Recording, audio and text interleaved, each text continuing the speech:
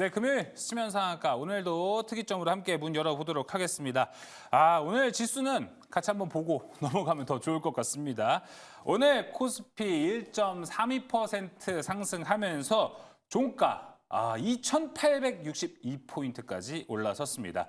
자, 여기 들어간 오늘 외국인의 수급은 1조 3천억여 원, 기관은 1조 2,559억 원을 매수했습니다. 자, 코스닥도 오늘 그래도 0.8% 가까운 상승세를 보여줬습니다. 그래도 조금 많은 분들이 아직은 좀 시장을 어려워하시는 부분들이 오늘 대형주 쪽으로 많은 수급이 좀 쏠렸거든요. 그러다 보니까 중소형주의 이 순환매 장세는 좀 언제쯤 올까에 대해서 궁금해하실 분도 많을 것 같습니다. 오늘 이에 대한 걱정도 한번 해결해 보도록 하겠고요. 대형주 랠리가 또 지속이 된다는 얘기가 있습니다. 이 안에서 최고의 종목은 또 무엇이 될지에 대한 이야기 나눠보도록 하겠습니다. 자, 그럼 오늘 금요일 함께할 매니저부터 소개하도록 하겠습니다. 원래 항상 우리와 함께하고 있는 조선일 매니저 있고요. 오늘부터 뉴페이스 새롭게 합류한 김민성 매니저 나왔습니다. 어서 오세요. 안녕하십니까. 반갑습니다. 네. 자, 오늘부터 김민성 매니저님 함께하게 됐고 방송을 통해서는 정말 오랜만에 이렇게 또 같이 보는 것 같아요. 네. 오늘 그러면 수면상가 이제 시청자분들, 가족분들에게 인사 한마디 먼저 좀 해주시죠. 시민상학과 같은 경우에는 거의 거진 한 1년 만에 다시 오는 것 같은데요. 너무나 좀 반갑게 다시 기회가 돼서 더 좋은 인사이트 많이 가져왔으니까 앞으로 좀 많이 시청해 주시면서 제 정보 많이 받아가시면서 좋은 결과 같이 많이 만들어 가시길 바라도록 하겠습니다. 네, 예전에 방송을 같이 할 때도 느꼈는데 김민성 매니저가 진짜 테마면 테마, 그리고 펀더멘탈은 펀더멘탈 진짜 디테일하게 잘 봐주기 때문에 여기에 대한 종목 이제 기대를 해봐도 좋을 것 같습니다. 자, 그리고 조선일 매니저님 네. 항상 보고 있기 때문에 네. 또 시장을 조선일 매니저님과 함께 이렇게 보면서 와, 시장이 이렇게 또 좋았던 적이 있었나 이렇게 또 생각이 들기도 해요. 그러게요. 지금 우리 앵커님하고 한 3년 넘게 같이 하고 있는데 3년 내내 하락장이었어요. 맨날 하락장이었거든요. 와, 왜냐하면 이제 우리 금요일마다 만났으니까. 네. 근데 그때마다 맨날 우울했는데 쉽지 않았다. 진짜 오셨습니다. 오늘 좀 볼까요? 요거 하나 보시죠, 요거. 네. 제가 이제 6월 14일 날 여러분들에게 꼭 사야 된다고 했던 종목 화면을 좀 보여주시죠. 삼성전자를 제가 6월 14일 날 추천드리면서 제가 그날 사실 이제 조금 약간 뭐라 그럴까 우스갯소리로 상한가 종목이다라고 말씀드렸는데 정말 상한가 갈 것 같아요. 외국인들 보세요. 어제 790만 주, 오늘 1,300만 주를 샀습니다. 그러니까 대표적으로 코스피를 끌어올렸던 게 삼성전자인데 오늘 이따가 더 자세한 얘기 말씀드리겠습니다만 삼성전자 10만 원 꼭 갑니다. 그래서 그동안 아까도 이제 들어오기 전에 뭐 9만 원에 물려 계신 분들이 굉장히 많다고 그러는데 걱정하지 마십시오. 충분히 10만 원 이상 갑니다. 여러분, 전국에 계신 삼성전자 주주 여러분 힘내십시오. 네, 진짜 삼성전자가 가는 거는 국내 증시에서 정말 정말 좋은 분위기를 형성하기 때문에 모두에게 다 좋은 뉴스이지 않을까 싶습니다. 그런데 그럼에도 불구하고 삼성전자는 기본적으로 좀 포트에 갖고 계시고 그 다음에 이제 좀 포트에서 뭐 절반 정도는 이제 다양한 종목들을 좀 가지고 계시잖아요. 근데 그 절반에서 요새 되게 좀 힘들어하시는 분들이 되게 많습니다. 오늘 그리고 최근에 좀 대형주 쏠림 현상이 있다 보니까 오늘 지수도 엄청나게 상승을 했거든요. 근데 오늘도 하락 종목 수가 훨씬 많았습니다. 김민성 매니저님, 다음 주도 좀 이러한 대형주 쏠림 현상이 이어질 거라고 보세요? 일단은 아무래도 이제 밸류업에 대한 여파도 있다 보니까 이제 기관들이 코스닥에서 코스피로 좀 이동을 하는 흐름들이 계속해서 나오고 있습니다. 그래서 아무래도 지금 집중적으로 매수를 하고 있는 외국인이나 기관이 코스피 쪽으로 쏠림세가 나타나다 보니까 여기에 대한 좀 흐름이 이어질 수 있을 거라고 생각을 하고 있는데 그렇다고 해서 코스닥이 이제 끝났다라고 말씀을 드리는 건 아닙니다. 오히려 코스피도 과거에 이제 먼저 상승을 하다가 좀 시간이 걸리더라도 그만한 이격폭을 또 코스닥이 따라오는 경우가 굉장히 많기 때문에 어떻게 보면 또 코스닥은 저가 매수에 대한 기회 그리고 상승폭이 많이 남아있는 기회장이라고 우리가 생각을 할 수가 있겠고요. 그리고 코스피에 대한 지수도 굉장히 좋지만 시장의 전체적인 거래 대금은 좀 줄어들고 있는 모습입니다. 그러다 보니까 수급 쏠림 장세가 계속해서 지속적으로 이어지고 있는 상황이라 여기서는 좀 옥석 가리기가 많이 필요한 상황인데 아무래도 상징적인 삼성전자에 대한 분위기가 완벽하게 좀 턴어라운드가 되고 있는 모습이다 보니 긍정적인 시장 지수는 긍정적인 흐름이 계속해서 이어질 거라고 좀 생각을 하고 있습니다. 그래서 그 중에서도 좀 모멘텀이 확실하고 실적이 완벽하게 뒷받침이 되거나 아니면 정부에 대한 모멘텀을 확실하게 받을 수 있는 그런 종목들에 대한 옥석 관리가 많이 필요할 거라 생각을 하고요. 코스닥에서는 아직은 바닥권에서 모멘텀이 있는데 증시에 대한 여파 때문에 아직 반등을 못한 네. 그런 종목에 대한 좀 선별이 많이 필요한 장세라고 좀 생각하고 있습니다. 네, 확실히 어떤 종목, 정말 그러니까 좋은 종목, 돈을 잘 벌고 있는 회사를 잘 고르는 것도 중요할 것 같고 네. 거기에 걸맞게 파도를 타고 올라갈 수 있는 테마도 좀 적합한지 정말 여간 쉬운 게 아닌 것 같습니다. 네. 자, 그렇다면 이제 그에 대한 시장의 해답은 오늘 방송을 통해서 좀 얻어가시면 좋을 것 같습니다. 특이점을 통해서 가보겠습니다. 첫 번째 특이점 열어주시죠. 오늘 이야기를 안 할 수가 없습니다. 삼성전자의 2분기 잠정 실적이 발표가 됐는데요. 영업이익만 보겠습니다. 영업이익이 무려 10조 4천억 원이 나왔습니다. 제가 이번 주 내내 이제 월수팀, 화목팀하고 항상 삼성전자 실적 얼마 나올 것 같은데요. 영업이익 얼마 나올 것 같아요. 항상 했던 게 에버레이지가 그렇죠. 이제 증권가 컨센서스가 8.2에서 8.5조 원 정도로 나왔었거든요. 그러고 맥스 9조까지는 보자 했는데 와 앞자리가 그냥 바뀌어서 나와버리니까 그렇죠. 두 자릿수로 나와버렸습니다. 10조 원. 이 영향과 함께 오늘 삼성전자는 물론 코스피 그리고 수급 아주 좋은 수급도 좀 들어왔습니다. 자, 오늘 삼성전자의 어닝 서프라이즈 디테일한 사항들 한번 체크해 보겠습니다. 조소희 매니저님. 네, 오늘 정말 금방 앵커께서 말씀하신 것처럼 정말 서프라이즈가 나왔습니다. 네. 전체적으로 이제 평균이 한 8조 정도 그리고 맥스로 한 9조 정도 나올까라고 그랬는데 오히려 그걸 뛰어넘어서 점핑을 해서 10조 4천억이 나왔습니다. 이게 영업이익이 10조 4천억이 나왔던 거는 정말 대단한 일인데요. 특히나 작년 대비 무려 이게 1,452% 그러니까 14배 이상 많이 나왔던 겁니다. 깜짝 놀랐는데 그렇죠. 영업이익 같은 경우에 전년이 한 6조 한 5,700억 그러니까 작년 한 해 동안 영업이익이 6조 5,700억이니까 한 분기에 이미 작년 거를 다 뛰어넘은 겁니다. 대단한 거죠. 거기다가 전체적으로 봤을 때 지금 섹터별로 그러니까 사업 부서별로 지금 보니까 디램 같은 경우에도 한 4%, 그다음에 ASP 같은 경우 18%라고 하면서 전체적으로 많이 올랐는데 특이한 게 오늘도 아까 이제 방송 들어오기 전에 얘기를 조금 앵커님들하고 좀 얘기를 했는데 네. 낸드 쪽이 이제 ESSD, 그러니까 솔리드 스테이트 드라이브가 원래 여러분 잘 아시겠습니다만 서버향이죠. 그러니까 서버 같은 경우에 SSD 같은 경우는 기본적으로 여러분 쓰고 있는 USB 메모리나 또는 기본적으로 이제 SSD, 그러니까 이동식 디스크를 쓰고 있는데 이게 굉장히 많이 지금 수요가 늘면서 매출과 영업이 점핑을 했고요. 거기다가 참 아이러니한 게 제 화면을 한번 잡아주시죠.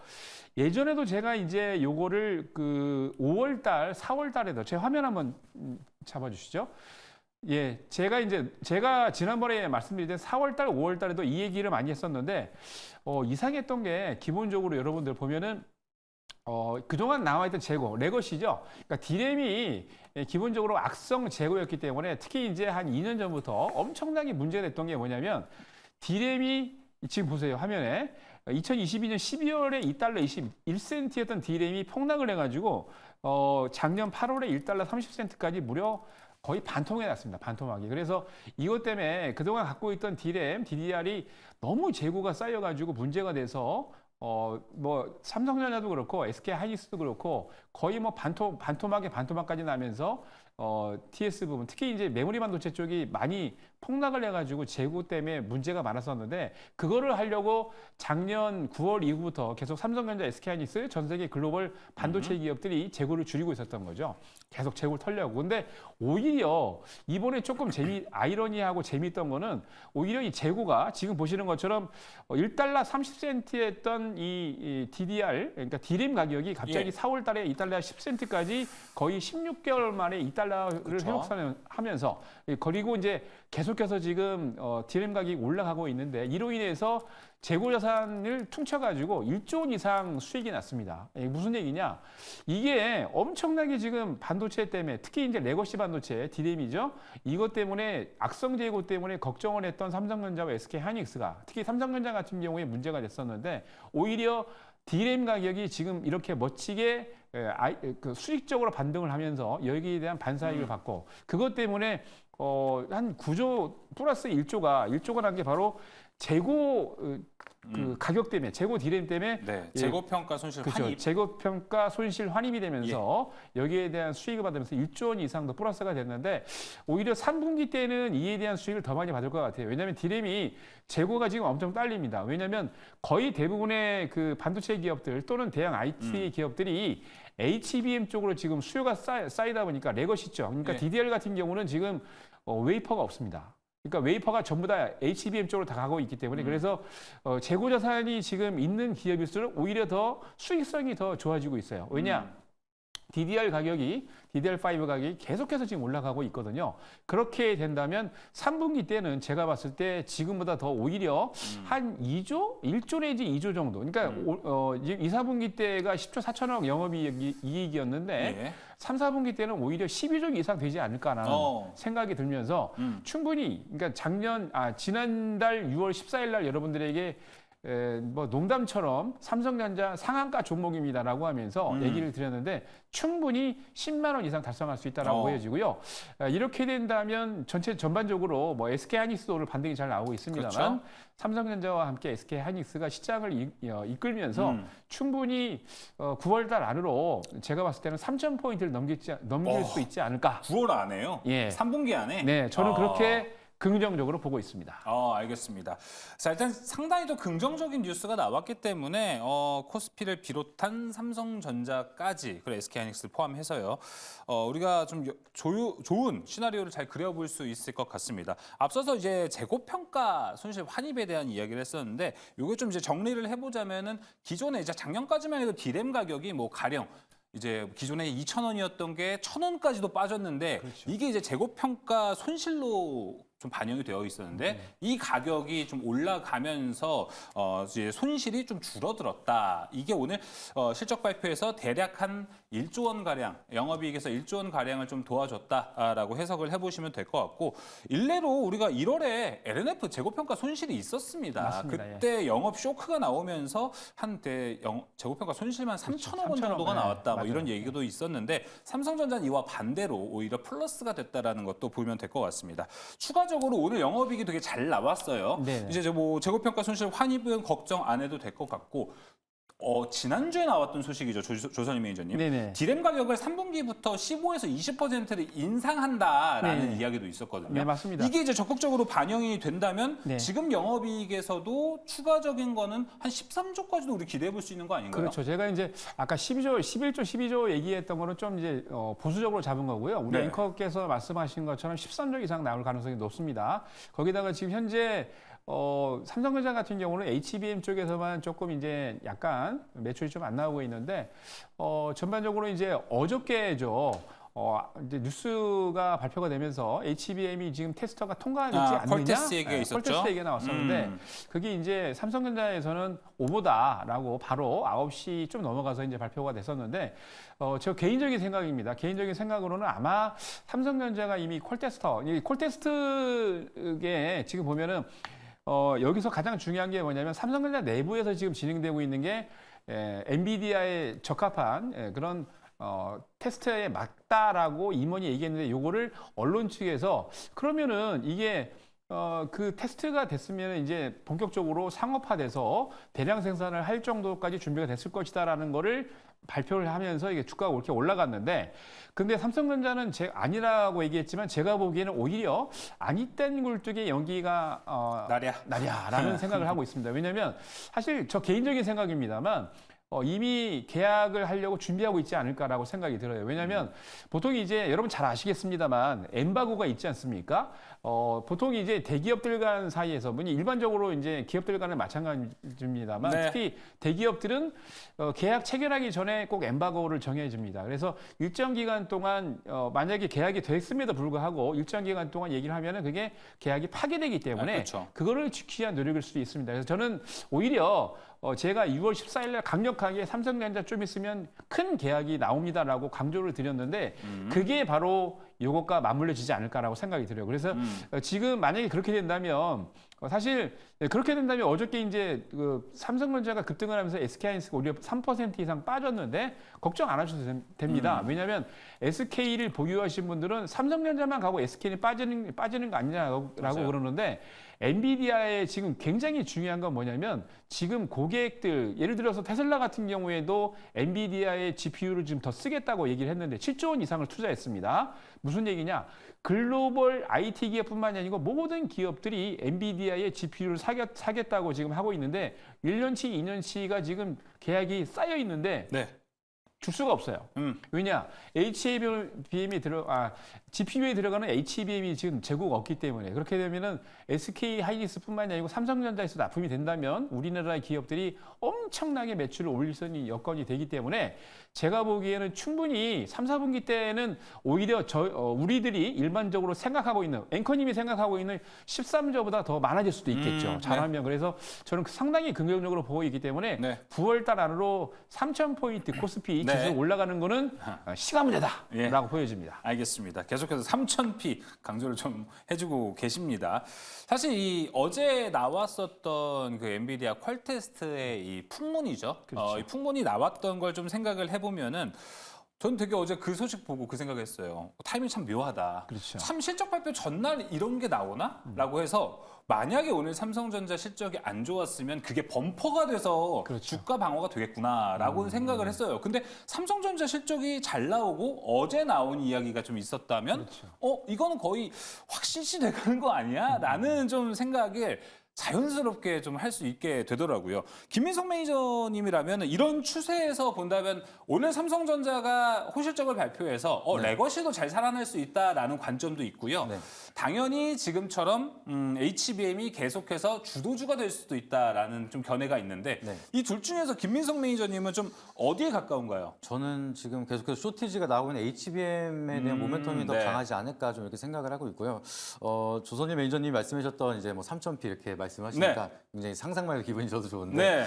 정말 그렇게 갈 거라고 저는 좀 생각을 하고 있습니다. 지금 국내 증시만 유독 그동안 이제 주목을 못 받았던 그랬던 흐름들이 이제 원화에 대한 좀 다시 한번 상승이 나타나기 시작을 하고 하면은 저평가에 대한 글로벌 기업이다 보니까 여기에 대한 좀 투자 심리가 많이 쏠릴 수도 있고요. 지금 이번 실적이 굉장히 좀 유의미한 게 HBM에 대한 모멘텀이 없는데도 이제 어닝 서프라이즈를 보여줬고 앞으로 이제 콜테스트가 실제로 통과가 되면서 납품이 나타나기 시작을 한다라고 하면은 앞으로 실적에 대한 개선이 더욱더 강하게 나타날 수가 있는 모멘텀을 우리가 한번 확인을 해줬습니다. 그래서 이게 어제도 기사가 나왔고 오늘 어닝 서프라이즈를 보여준 거는 HBM에 대한 기대감을 키워주고 지금 그게 없어도 실적이 잘 나왔다라는 걸 좀 보여주는 상징적인 흐름들이 보여줬기 때문에 그래서 많은 사람들이 이제 다시 한번 삼성전자를 주목을 하고 있는 상황이다라고 보시면 될 것 같습니다. 그래서 삼성전자를 필두로 해서 여기에 파생되는 다양한 기업들도 패시브 자금이 들어올 거라고 생각을 하고 있고요. 그거 덕분에 외국인에 대한 자금들도 국내에 많이 들어오기 시작을 하고 그동안 좀 주춤했던 기관에 대한 수급 자체들도 계속해서 들어오기 시작을 하면서 좀 긍정적인 흐름 보여줄 수가 있을 것 같은데 결국에는 이거를 필두로 끌고 가는 모멘텀 자체는 HBM에 대한 언급이 계속해서 될 겁니다. 그쵸. 그리고 SK 하이닉스랑 삼성전자 같은 경우에는 HBM3E뿐만이 아니라 벌써부터 HBM4에 대한 경쟁을 이미 시작을 하고 있고요. 네. 거기에 대한 모멘텀을 이번 삼성전자는 놓치지 않고 좀 더 빠르게 이번엔 좀 선도하기 위해서 바쁘게 움직이고 있기 때문에 HBM4에 대한 기대감도 더욱더 커질 거다. 그러다 보니까 거기에 대한 주가 부양에 대한 모멘텀으로 지속성 있게 좀 올라갈 거다라고 좀 보고 있습니다. 알겠습니다. 그럼 HBM 내에서 본다면 김민석 매니저님, 네. 기존에 강했던 SK 하이닉스와 한미반도체 라인 쪽이 좀 더 괜찮을 것 같으세요? 아니면 이제 새롭게 올라오는 삼성전자와 함께 삼성전자 밸류체인 쪽을 더 주목하세요? 저는 뭐 솔직히 삼성전자 밸류체인이 그동안 못 올랐던 게 그쵸. 이제는 억눌렸던 게 한 번에 좀 올라가는 시장이 되지 않을까라고 좀 보고 있고요. 그렇다고 해서 SK 하이닉스가 이제 조선일 매니저님이 말씀해 주는 것처럼 끝났다라고 말씀드리는 건 아닙니다. 근데 네.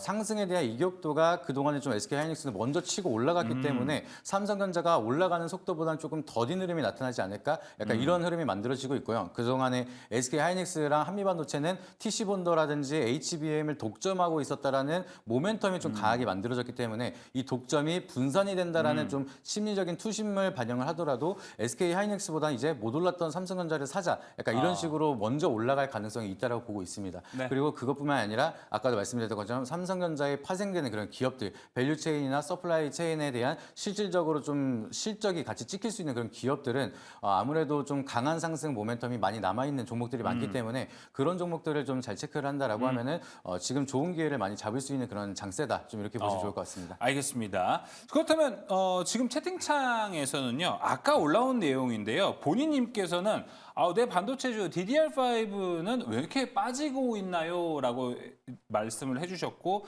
지금 채팅창에서 가장 많은 이야기가 나오고 있는 게 또 ISC, 소켓 이쪽을 좀 얘기를 하고 계십니다. 지금 좀 대형주만 가는 장세이기도 하면서 DDR5를 궁금해하시듯 조성희 매니저님 이번 네. 삼성전자 실적 발표를 보면은 충분히 하반기 레거시 쪽을 우리가 기대해봐도 괜찮지 않을까 생각이 들어요. 예, 맞습니다. 지금 이제 ISC도 그렇고 거의 속개주도 그렇고 폭락을 많이 했는데 네. 제가 보기에는 반등 이점으로 해서 나올 수 있는 것 같습니다. 충분히. 근데 거의 지금 한 3개월, 4개월 동안, 그러니까 작년 한 해 동안은 이제 반도체가 주도를 했고 그리고 올해도 한 3월, 4월 달까지 반도체주가 반짝했다가 거의 지금 2, 3개월 이상 조정을 했습니다. 거의 대부분이 많이 했는데요. 제가 보기에는 충분히 이제 반등 타임이 됐다라고 생각이 듭니다. 그리고 보통 여러분들이 아시겠습니다만 이 성장주들이 갈 때, 특히 반도체 종목이 갈 때는 바닥에 떨어졌다고 그래서 많은 분들이 못 참고 손절매를 하고 나면 그때부터 주가가 급등하는 거를 많이 봤습니다. 제가 그래서 이번에도 아까 이제 안 그래도 유튜브에 채팅창을 보니까 속개주, 뭐 ISC부터 시작해서 그쵸? 많은 것들을 걱정하시는 분들이 되게 많은데 제가 보기에는 오히려 이런 종목들이 반등 타임이고 기회인 것 같아요. 그리고 한미반도체 같은 경우에도 어젠가 그제 이제 부회장님이 약간 이제 뭐라고 할까 참고될 수 있는 사항을 얘기를 했는데 실적이 제가 보니까 한미반도체 같은 경우는 지금 삼성이 아까 말씀드렸던 것처럼 HBM이 퀄테스트 통과를 하면 오히려 연계가 돼갖고 한미반도체 장비를 더 쓸 수가 있습니다. 그래서 어떤 분들은 많은 분들이 작년 바닥에서부터 거의 지금 10배, 20배 가까이 한미반도체가 올랐기 때문에 그 꼭지가 아니냐라고 그러는데 제가 보기에 오히려 3분기, 4분기 넘어가기 시작합니다. 특히 이제 퀄테스트를 HBM 관련해가지고 HBM3를 삼성전자가 통과를 하면 한미반도체 장비를 쓸 수밖에 없습니다. 지금 왜냐하면 한미반도체 TC본더를 쓰고 있는 건 SK 하이닉스 뿐인데 만약 통과가 삼성전자가 된다면 삼성전자가 한미반도체 TC본더를 또 써야 되는 거거든요. 왜냐하면 이게 벌써 이제 엔비디아에서 이 한미반도체 걸 인정을 했기 때문에 그래서 이렇게 된다면 지금 한미반도체부터 시작을 해가지고 바람이 불기 시작하면 여기에 들어갔던 소켓 관련 주도 그동안 조정을 많이 했었는데 분명히 강세로 돌아서면서 아주 멋진 장이 나올 겁니다. 그래서 지금 상당히 뭐 3개월 이상 조정을 해서 많은 분들이 특히 이제 반도체를 갖고 계신 분들이 고생을 많이 하고 계시는데 분명 좋은 장이 3분기 네. 때 오니까 기대하십시오. 알겠습니다. 그렇다면 두 분한테 좀 공통 질문을 해보도록 하겠습니다. 일단 단기적으로 봤을 때 이번 7월 달까지는요. 반도체를 투자한다면 대형주 위주, 삼성전자와 SK 하이닉스만 좀 잘 가는 장세가 나올까요? 아니면은 이런 느낌이 좀 나왔으니까 우리는 지금 하루빨리 조금 손 빠르게 소부장을 미리 좀 선취를 해서 소부장까지 함께 올라갈 수 있는 그림을 그리는 게 좋을지 이 두 개 중에 하나 어떤 게 좋을지 먼저 대형주 랠리다. OX 옆에다 준비가 되어 있으시거든요. 7월에는 대형주만 갈 것 같다. 반도체 대형주만 갈 것 같다. 생각하시면 O 들어주시면 되고요. 소부장도 기다려보면 좋다. 하면 X를 들어주시면 될 것 같습니다. 하나, 둘, 셋. 두 분 다 소부장 쪽으로 좀 미리 손을 써놓자라고 이야기를 해주셨습니다. 그럼 아까 이제 김민성 매니저님은 당연히 말씀해주신 것처럼 HBM 쪽을 네, 보겠다? 그렇죠. 지금 패키징 쪽에 대한 좀 경쟁이 좀 심화가 되고 있습니다. 네. 그래서 후공정에 대한 이제 기대감이 많이 커지고 있는 상황인데 좀 전공정 같은 경우에는 이제 미세회로에 대한 좀 물리적 한계가 와서 더 이상 경쟁은 사실상 어렵다라고 얘기를 하고 있고요. 예. SK 하이닉스랑 이제 삼성전자가 이제 경쟁이 나타나기 시작을 하는 게 후공정에서 이제 반도체 패키징 쪽으로 이제 좀 얼마나 좀 효율이 많이 나오느냐 여기에 대한 경쟁이 이어가고 있습니다. 그래서 거기에 대해서도 계속해서 모멘텀이 지속적으로 나타나기 시작을 할 거고요. 앞으로 좀 수요가 수요가 늘어나기 시작을 한다라고 하면은 패키징이라든지 패키징 테스트 이런 쪽으로도 계속해서 이어지기 시작을 할 거고 고다층에 대한 MLB 같은 경우에도 쇼티지가 지속적으로 나타나고 있는 상황이라 수요가 계속해서 많이 나타나고 있습니다. 그래서 대형주들만 실적이 잘 만들어지고 있는 게 아니라 앞으로 이제 중소형주라든지 이제 다양한 종목들에 대한 실적 기대감도 계속해서 이어지고 있지만 투심 자체가 좀 거기에 포커스가 많이 쏠려 있어서 그렇지 코스닥에 대한 모멘텀이 뭐 실적 시즌이다 보니까 실적이 잘 나오고 앞으로에 대한 뭐 업무 환경이 계속해서 개선이 된다라고 하면은 충분히 또 같이 장세를 만들면서 올라갈 수 있는 구간이다 보니까 이쪽을 좀 주력을 잘 체크를 하신다라고 하면은 네. 오히려 코스닥은 기회가 더 많은 장이다라고 좀 생각을 하고 있습니다. 네, 그렇다면 종목으로 바로 압축을 해볼까요? 이제 하나마이크론 일단 먼저 말씀을 드리고요. 하나마이크론이요? 네. 오. 하나마이크론 좀 차트를 잠깐 보여드리면요. 네. 일단 최근에 유상증자 때문에 거기에 대한 리스크라서 아무래도 좀 주가가 좀 빠지는 흐름이 만들어졌습니다. 그래서 예. 최근에 권리락이 나타나고 주가가 계속해서 하향을 보여줬는데 주가가 거의 바닥쯤 나타나기 시작을 했을 때 삼성전자가 어닝 서프라이즈를 보여주면서 반도체 기업에 대한 기대감을 다시 한번 만들어줬습니다. 그래서 제가 봤을 때는 이 구간에서 빠지더라도 크게 빠지지 않을 거라고 좀 생각을 하고 있고요. 하나마이크론 같은 경우에는 이제 삼성전자에 대한 수요에 맞춰서 패키징 테스트에 대한 그 장비 설비 투자를 686억 가량 이제 증가를 했다라고 합니다. 그만큼 이제 유상증자를 통해서라도 설비 투자를 한 다음에 앞으로의 수요가 많은 거를 미리 대비를 하는 만큼 그게 실적에 대한 기대감이랑 향후 실적이 실질적으로 이어질 수가 있기 때문에 삼성전자에 대한 지금 어닝 서프라이즈 성수기가 지속적으로 이어진다라고 하면은 당연히 하나마이크론에 대한 실적도 지속적으로 이어질 수가 있고요. 먼저 지금 주가가 유상증자라든지 거기에 대한 리스크 때문에 먼저 조정을 받았기 때문에 심리적으로 가격적인 측면에서도 메리트가 있다라고 느끼고 좀 저가 매수세가 들어올 수 있는 자리라서 좀 메리트가 있다 좀 이렇게 생각을 하고 있고요. 한 종목을 좀 더 설명을 드리면은 이오테크닉스를 좀 말씀을 드리려고 합니다. 다 둘 다 삼성발이네요. 네, 지금 네. 이오테크닉스도 좋은 흐름을 많이 만들어내고 있는데 잠시만요. 네. 네, 차트 이렇게 보시면은 이오테크닉스는 이제 바닥권을 찍다가 이제 최근에 다시 한번 어제부터 삼성전자에 대한 이제 기대감 때문에 바닥에서 턴어라운드를 보여준 추세 전환 시도를 보여주고 있습니다. 그래서 이오테크닉스는 어닐링 장비를 삼성전자에다가 직접 공급을 하고 있는 기업인데요. 이게 열 처리 과정에서 이제 진행이 되는 그 장비를 공급을 하고 있는데 HBM 쪽에 대한 모멘텀이 지속적으로 늘어난다라고 하면 당연히 이오테크닉스 같은 경우에도 수요가 증가가 되기 시작을 하면서 이 장비 공급량이 더 증가가 될 수가 있습니다. 그래서 삼성전자가 반등을 하기 시작을 하니까 이오테크닉스도 쉬지 않고 기대감이 만들어지기 시작을 하면서 어제 또 기관이나 외국인이 수급이 들어왔고 오늘 같은 경우에는 좀 코스피 쪽으로 수급이 강하게 쏠리다 보니까 외국인이 소폭 매도를 하면서 약간의 조정을 받긴 했는데 매물대를 소화하면서 강한 상승 이어진다라고 하면 충분히 정고점 돌파하면서 삼성전자처럼 같이 우상향할 수 있는 자리라서 좀 주목을 해봐도 좋은 종목이다 이렇게 말씀을 드리도록 하겠습니다. 알겠습니다. 김희선 매니저님 오랜만에 오셨으니까 제가 조금 무질게 네. 한마디 하자면 하나마이크론, 이오테크닉스 둘 중에 하나 고른다면 어디입니까?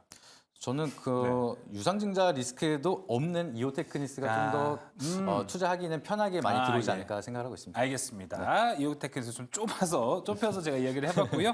자, 조성희 매니저님이라면은 좀 어디를 보는 게 좋을 것 같으세요? 지금 HBM도 좋다 하셨고 레고시도 좋다고 다 좋다고 하셔가지고 예.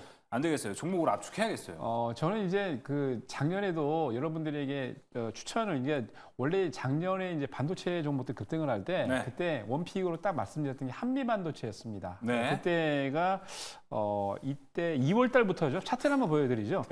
2월 달부터 계속해서 이게 17,000원대부터 시작을 해가지고요. 네. 17,000원대부터 시작을 해서 이제 작년 이때가 이제 7월 달이었습니다. 그죠? 매니저님 이렇게 밑밥을 깔아주신다면은 지금 제2 한미반도체가 소개된다는 말씀이신 거죠?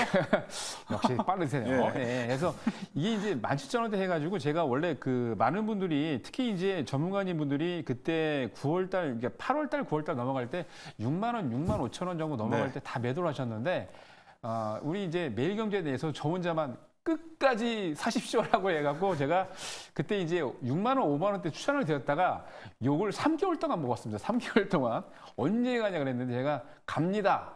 모아가십시오라고 그랬는데 드디어 이게 템버거가 됐습니다. 그래서 10배가 넘어갔는데 지금도 일부에서는 전문가님들이 이제 이거를 꼭지다 매도해라라고 그러는데 저는 아니다라고 말씀드려요. 왜냐하면 예. 한미반도체는 아직 룸이 더 남아 있습니다. 지난번에도 말씀을 드렸습니다만 앞으로의 매출과 영업이익, 특히 이제 삼성전자 같은 경우에 아까도 말씀드렸던 퀄테스트가 엔비디아께 끝나고 나면은 폭발적인 계약을 체결해야 되기 때문에 한미반도체 거를 안 쓸 수가 없습니다. HBM 본더를 해야 되니까, TC 본더를 해야 되니까요. 그래서 폭발적인 계약과 매출과 영업이익이 나기 때문에 한미반도체는 끝이 아니다라고 말씀드리고요.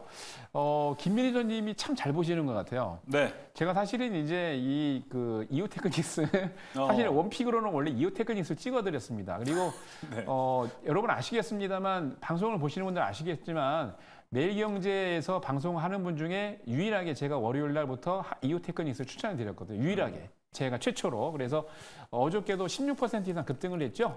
삼성전자 관련 이슈가 나와서. 그래서 이오테크닉스는 지금 다 설명을 안 드릴 거예요. 왜냐하면 이따가 이오테크닉스를 설명 안 드리는 이유가 있습니다. 왜요? 2부에서 이따 말씀을 드리려고 하니까. 예. 그래서 이게 우리 김 매니저님이 얘기하신 거 외에 이오테크닉스가 호재가 엄청나게 많아요, 지금.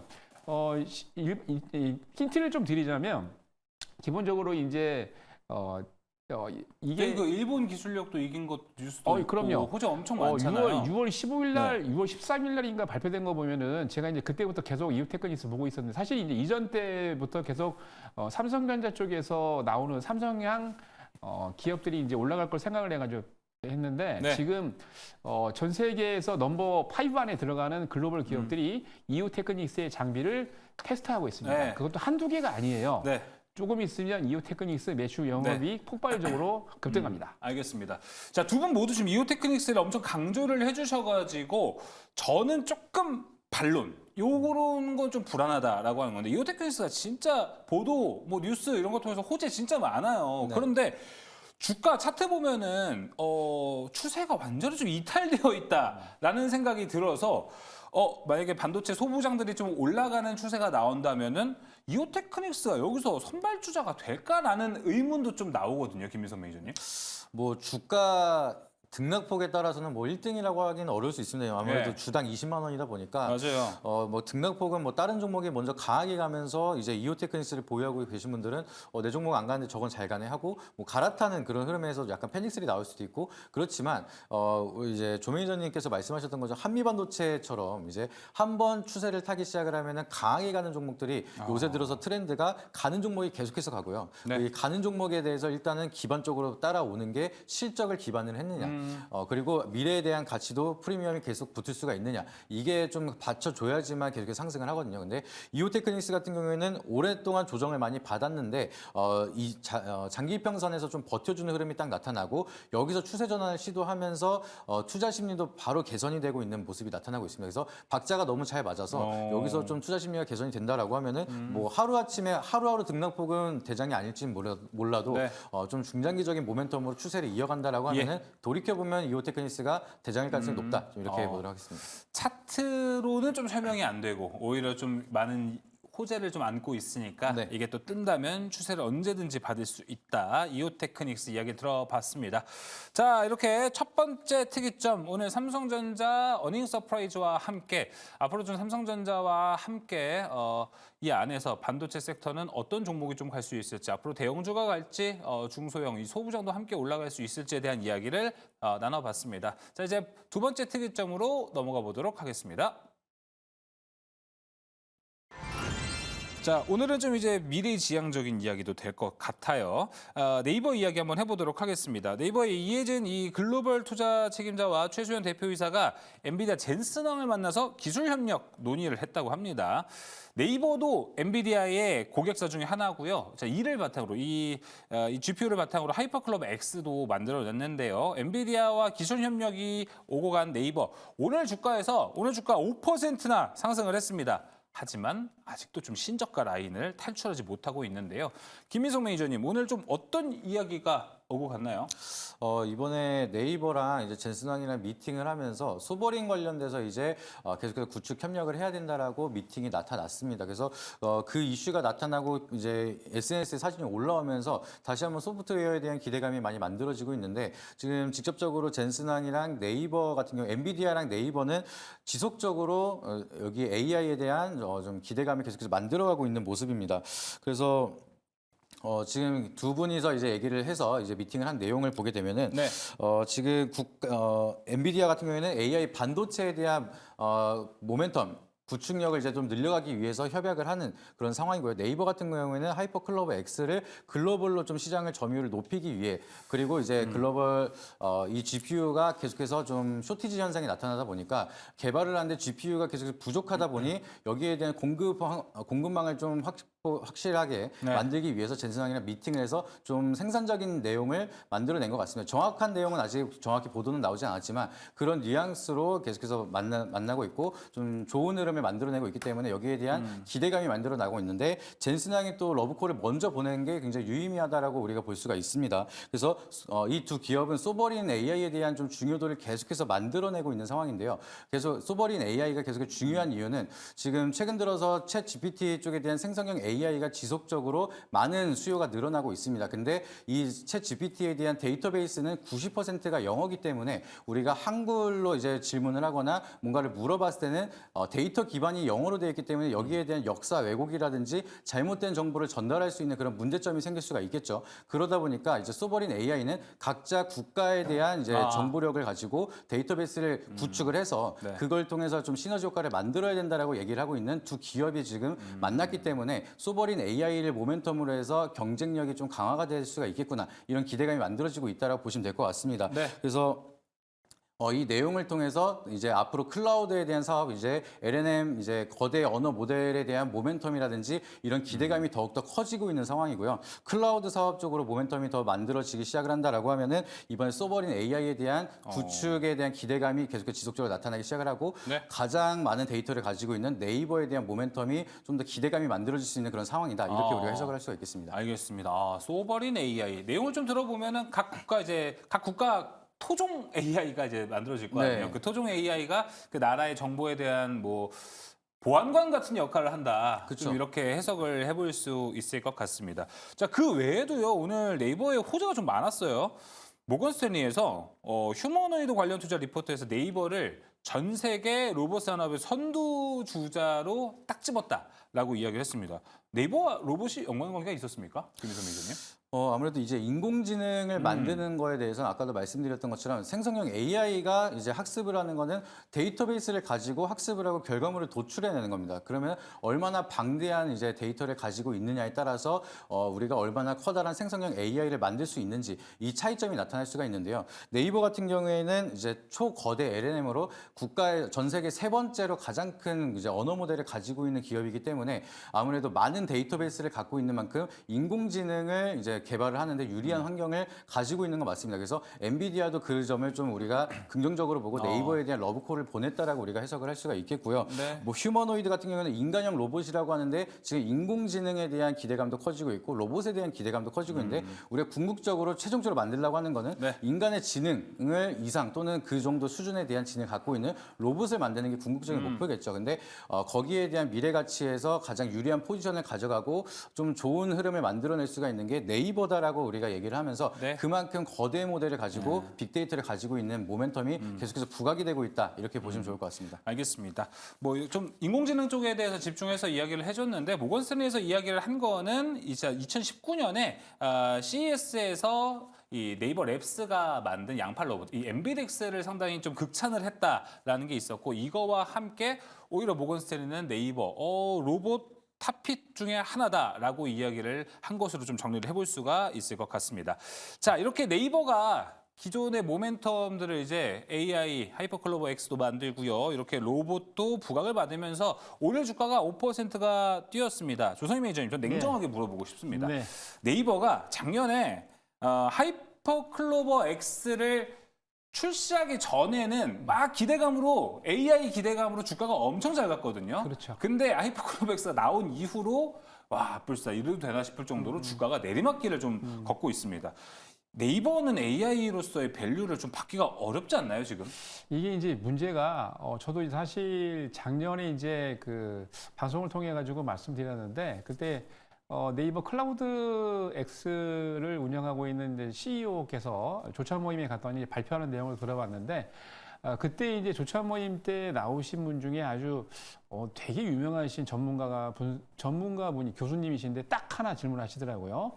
국내에서는 아까 이제 소버린이라고 얘기를 했는데 그게 이제 주권입니다. 이게 쉽게 얘기해서 아무리 뭐 구글이나 또는 마이크로소프트가 AI를 가지고 심도 있게 우리나라 거를 분석을 했다고 하더라도 우리나라의 문화 그리고 우리나라의 그 역사를 우리나라보다 더 알 수가 없는 거죠. 그래서 한글을 잘 알고 있는 분석을 할 수 있는 네이버나 뭐 한글과 컴퓨터 같은 기업들은 우리나라 글을 데이터를 많이 갖고 있기 때문에 분석을 잘하는데, 그러니까 소버린 주권이라는 거는 그 나라에 있는 토종 기업이 그 나라의 문화, 그 나라의 역사를 잘 알고 있기 때문에 분석을 잘 할 수 있다라고 그러는데, 이게 이제 그거는 주권은 맞긴 한데 문제는 뭐냐면 그때 키포인트는 이겁니다. 근데 IT 기업들은 사실상 우리나라에서만 지금 싸우는 게 아니거든요. 이게 전 세계적으로 나가서 글로벌 기업들과 싸우기 위해서는 국내 한글로 하는 거는 최고인데 영어로 하고 있는 데이터를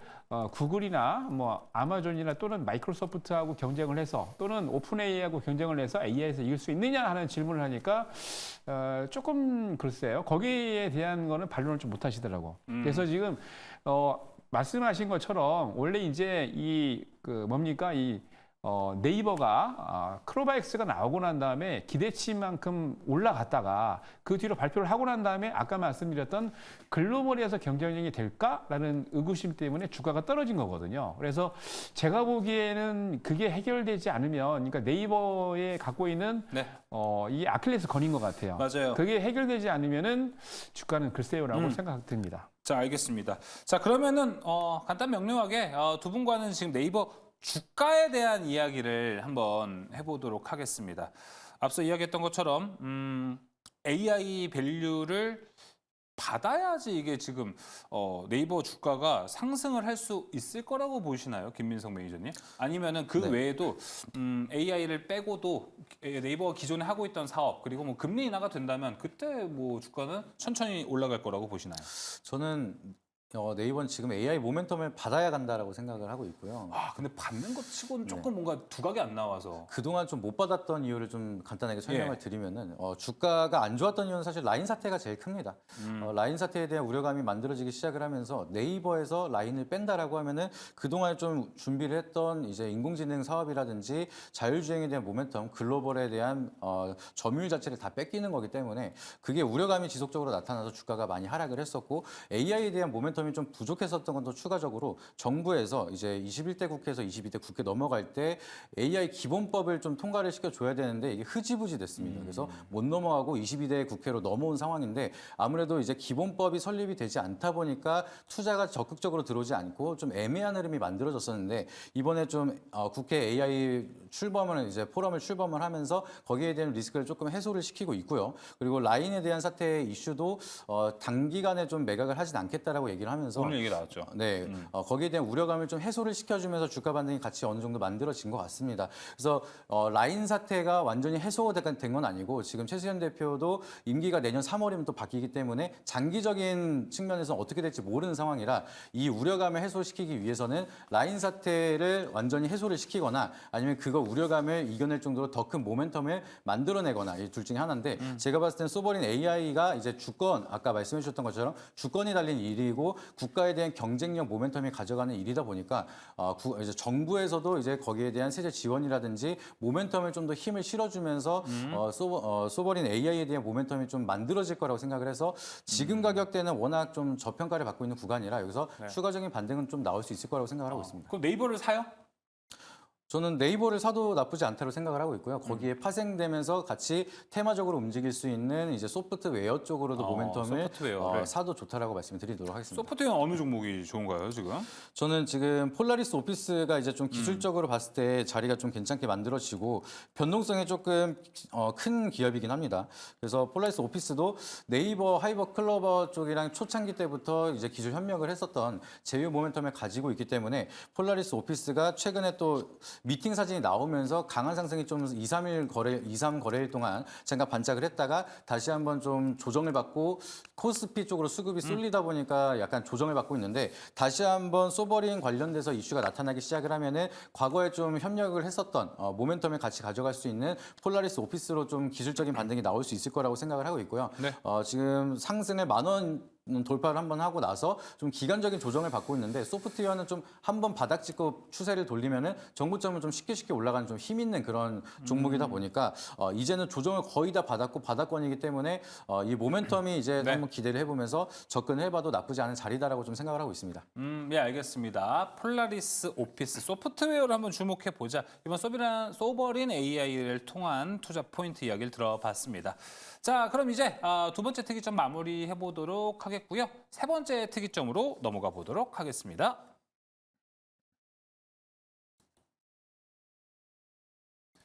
자, 오늘은요, 또 제약바이오도 엄청 강한 모습이었습니다. 오늘은 뭐 HAB그룹주들도 강하게 올랐고, 제약바이오 비만 치료제 강한 모습 보여줬습니다. 자, 그거 아시나요? 여러분, 3월, 12월에 이어서 7월이 코스닥 제약지수 수익률이 세 번째로 높은 달이라고 합니다. 자, 오늘 좀 가지각색 이후로 좀 다양한 종목들이 올라갔는데, 자, 먼저 미국 이 생물보안법이 지연이 됐는데, 이를 두고 오히려 강화가 됐다라고 이걸로 봐야 한다는 관측도 나오고 있는데요. 어떤 관측에서 이런 이야기들이 나오는 건가요, 조선님 의원님? 보통 이제 여러분들 진행 사항을 아마 잘 네. 아실 겁니다. 원래 이제 생물보안법의 주 요지는 기본적으로 중국이 미국에 있는 국민들의 데이터를 빼가고 있다 얘기죠. 그러니까 쉽게 얘기해서 키포인트가 딱 두 개입니다. 보통 이제 국가안보보안국에서는 1년에 한 번씩 미국에 있는 이 안보 관련된 것들을 꼭 상정을 해서 우리나라로 따지면 국회, 의회에서 지금 상정해서 이걸 통과를 시키는데 먼저 상원에서 원래 상정을 시켜서 3월 6일 날 상원에서는 11대 1로 통과를 했어요. 근데 거의 제가 보기에 12명이 다 통과할 수 있었는데 한 명이 꼭 청개구리인 것 같아요. 이게 왜 그러냐면 하원에서는 우리나라 스승의 날인 5월 15일 날 투표를 했는데 40대 1이었습니다. 통과를 했는데 이 한 명이 청개구리인 것 같습니다. 그러니까 무슨 얘기냐면 보통 여러분들이 이제 미국의 11월 2일 날 있을 대선에 트럼프가 될 것인가 또는 바이든이 될 것인가 때문에 걱정을 많이 하고 계시는데 이 생물보안법 관련해서는 특히 이제 이게 바이오 관련, 제약 관련 이슈죠. 그래서 이쪽에 관련돼서는 누구나, 그러니까 민주당도 그렇고 공화당도 그렇고 다 그러니까 일치를 하고 있다는 얘기입니다. 이거 왜? 결정적인 이슈가 뭐냐면 미국에 있는 환자들, 쉽게 얘기해서 미국에 있는 국민들이죠. 미국에 있는 국민들을 환자 데이터를 갖고서, 왜냐하면 예를 들어 갖고 이제 그 제약바이오 하고 있는 중국에 있는 기업이 나와서 판매를 하는데 그 환자에 대한 데이터를 다 갖고 갈 수 있다는 거죠. 거기다 그렇게 되면 어떻게 됩니까? 문제가 발생합니다. 왜냐하면 중국 기업들 같은 경우는 기본적으로 보고를 공산당까지 해야 되기 때문에 결국은 중국 공산당이 미국에 있는 국민들의 데이터를 다 갖고 간다는 얘기고요. 두 번째는 뭐냐면 미국에 있는 국민들을 미국에서 자체적으로 뭐를 합니까?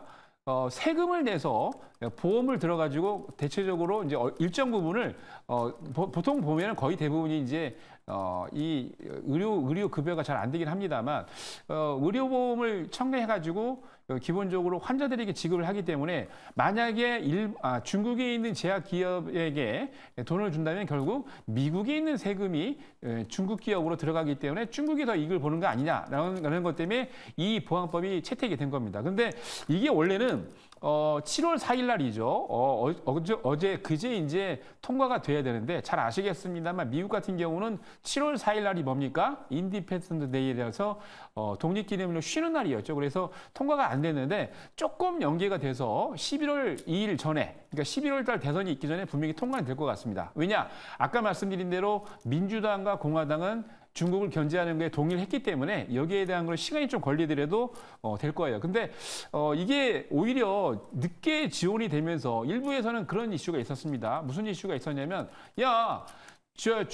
중국이나 또는 중국의 바이오 기업들이 로비를 해가지고 이게 이슈가 돼서 약간 혼란이 됐던 게 뭐냐면 6월 12일 날 하원의 국방수권법이 통과되면서 이 수정안에 생물보안법이 빠졌다고 그래요. 그래서 여기서 아까 말씀드린 대로 중국이나 또는 중국 자체에서 또는 중국의 일부 제약바이오 기업이 로비를 해가지고 그거를 뺀 거 아니냐라고 그랬는데 그렇지가 않습니다. 그래서 걱정 안 하셔도 될 것 같고요. 그것 때문에 6월 중순경부터 조정을 제약바이오 종목들이 상당히 많이 했었죠. 근데 걱정 안 하셔도 될 것 같고요. 분명히 이거는 국가 보안 그리고 국가 안보하고 관련이 돼 있는 거기 때문에 미국 차원에서는 적극적으로 중국 기업들을 배제할 것이라고 저는 보고 있고 아까 말씀드린 대로 그런 상황이라면 11월 달 안으로 충분히 이게 통과되기 때문에 여기에 대한 수혜가 제가 보기에는 지금부터 시작해가지고 11월 달까지 거의 한 4개월 넘게 갈 것 같아요. 그러니까 지금 이 관련된 기업이나 수혜를 받는 기업들을 여러분들이 철저히 분석해서 적극적으로 공략하셔야 됩니다. 알겠습니다. 그럼 그 좀 적극적으로 공략해 볼 쪽은 어디인가요? 지금 뭐 제약바이오가 요새 좀 너무 각계격파로 움직여요. 비만약이 하루 쫙 오른 비만약에서도 올라가는 모습을 보여주고 HAB그룹도 따로 강하게 움직이고 있죠. 그 안에서 이제 플랫폼들도 오늘 모처럼 좀 반등하는 모습이 나왔거든요. 맞습니다. 너무 좀 중구난방이고 이게 하나의 모멘텀으로 같이 가는 게 아니다 보니까 좀 중심축을 어디로 봐야 될지가 궁금합니다. 원래 이제 CDMO 관련해 가지고 이제 여기에 관련된 거를 바이오 공급망 쪽을 보시면 되는데 네. 원래 중국 기업 중에서 미국에다가 가장 많이 이제 그 작품을 제공하는 것 중에 그것도 이제 원재료를 제공하는 기업이 중국의 우시그룹입니다. 예, 중국의 우시그룹인데 얘네들은 어마어마한 양을 납품을 하고 있어요, 미국에. 근데 가만히 생각해 보세요. 원재료 되고 있던 거를 만약에 중국 거라면은 차단시켜버리죠. 원재료 가지고 약을 만들 수가 없습니다. 그래서 여기에 대한 반사이익을 받는 기업이 바로 ST팜이에요. ST팜은 여러분 잘 아시는 동아소시오의 자회사입니다. 근데 이 회사가 미국에도 있고 유럽에도 자회사를 갖고 있기 때문에 특히 이제 우시에서 발생하는 올리고 있죠. 올리고가 바로 이 우시그룹이 만들고 있는 건데 이게 전량 미국으로 지금 수입이 되고 있었는데 이게 안 되기 때문에 여기에 대한 수혜를 ST팜이 받는 겁니다. 그러면은 ST팜이 이를 전량 납품하면 매출과 영업이익이 어마어마하게 뛰겠죠. 주가도 오늘 한 달 넘게 조정을 하고 있던 ST팜이 오늘 끝나기 전에 VI가 걸렸습니다. 왜 그러냐? 이러한 내용이 쫙 결정이 되면서 모든 분들이 지금 집중적으로 ST팜을 공략을 하고 있다는 얘기죠. 제가 보기에 ST팜이 수직 이착륙을 했기 때문에 조정을 잘했기 때문에 이제 상승할 때가 된 것 같습니다. ST팜 여러분 주목해 주시기 바랍니다. 네, ST팜 이야기 들어봤습니다. 자, 이어서 김민성 매니저는 제약바이오 섹터. 제 기억에 예전에 우리 같이 방송할 때 제약바이오에 대해서 좀 위험하다. 그리고 별로 그 투자를 안 하는 걸로 얘기를 좀 많이 들었었던 거 기억하는데. 맞아요. 그때는 고금리가 이제 막 계속 시작을 하고 있다 맞아요. 보니까 이제 실적을 기반해서 상승을 하는 게 아니라 기대감으로 만들어지다 보니까 좀 투자에 대한 우려감이 좀 나타나면서 근데 요즘 바뀌었어요, 요새? 근데 지금은 고금리에서 멈췄잖아요. 네. 이제 그리고 기대감이 이제 막 다시 시작을 하고 있다 다르구나 보니까 이제. 예. 저는 이제 바이오는 이제 좀 끝물이 아니라 이제 좀 시작이다라고 좀 생각을 하고 있고요. 그 중에서도 저는 좀 바이오 시밀러라든지 제약, 예. 그나마 그래도 실적이 찍히면서 기대감이 많이 만들어갈 수 있는 그런 종목들을 좀 산업들을 많이 주력적으로 보고 있습니다. 그래서 이번에 이제 비만 치료제 쪽으로도 모멘텀이 많이 만들어지고 있는 알테오젠 종목을 제가 좀 굉장히 좋게 보고 있거든요. 네. 그래서 잘못 말씀드렸어요. 알테오젠이 아니죠? 블루엠텍. 시밀러면요. 예. 네, 블루엠텍. 예. 블루엠텍을 이제 차트를 한번 보여주시면은 근데 마침 알테오젠이 잘 된 게 오늘 호재가 있습니다. 네. 예. 그래서 블루엠텍 같은 경우에는 이제 주가가 잠깐 오늘 같은 경우에 조정을 약간 받긴 했는데 모멘텀 자체가 좀 많이 살아 있는 종목이다라고 보시면 될 것 같습니다. 비만약 시장 자체가 이제 규모가 굉장히 큽니다. 180조 규모에서 거기서 이제 삭센타 같은 경우에는 주사로 이제 치료를 하는 치료제인데 이거에 이제 판매가 된 매출액만 해도 1조가 넘어간다고 얘기를 하고 있습니다. 그래서 블루엠텍은 여기에 대한 모멘텀을 많이 가져가고 있는데 삭센다에 대한 이제 특허권이 이제 끝난다라고 합니다. 그래서 끝나는 동시에 블루엠텍은 여기에 대한 바이오 시밀러를 준비를 하고 있기 때문에 이거를 좀 이제 개발 생산을 해서 국내 유통에 좀 더 이어진다라고 하면은 실적에 대한 개선이 더욱더 커질 수가 있을 거고요. 남성분들은 조금 잘 모르실 수도 있을 것 같습니다. 이 치료제에 대해서. 근데 여성분들은 이미 국내에서도 인기가 많아서 판매량이 굉장히 많다라고 얘기를 하고 있고요. 제가 이제 스치면 상한가에 거의 1년 만에 왔는데 네. 한 1년 만에 한 6kg 정도 빼고 왔거든요. 근데 다이어트라는 게 진짜 티가 안 힘들어요. 나요. 예. 티가 안 나요. 근데 몸무게가 한 6kg 정도 빼고 왔어요. 근데 예, 예. 다이어트를 한다는 것 자체가 정말 힘든데 이거는 포만감을 좀 오랫동안 유지를 하면서 몸에 대한 이상이 없이 그리고 이제 정신계 이제 식욕 억제제가 아니라 호르몬 쪽으로 이제 우리가 개발을 하면서 뭐 정상적인 이제 부작용이 많이 없는 그런 억제제이기 때문에 판매량이 굉장히 많아지고 있습니다. 미국에서는 지금 없어서 못 팔 정도로 계속해서 많은 판매량이 늘어나고 있는데 여기에 대한 바이오시밀러 모멘텀이 이어진다라고 하면은 블루엠텍 같은 경우에는 지금 차트 가격만 하더라도 거의 대바닥권인데 여기서 모멘텀을 받는다라고 하면은 상승도 많이 남아 있는 상황이라서 네. 시밀러 중에서도 블루엠텍을 좀 긍정적으로 보고 있다 이렇게 말씀을 드리도록 하겠습니다. 알겠습니다. 추가적으로 제가 하나 드릴게요. 야, 김 매니저님이 정말 종목을 선택을 잘하시네.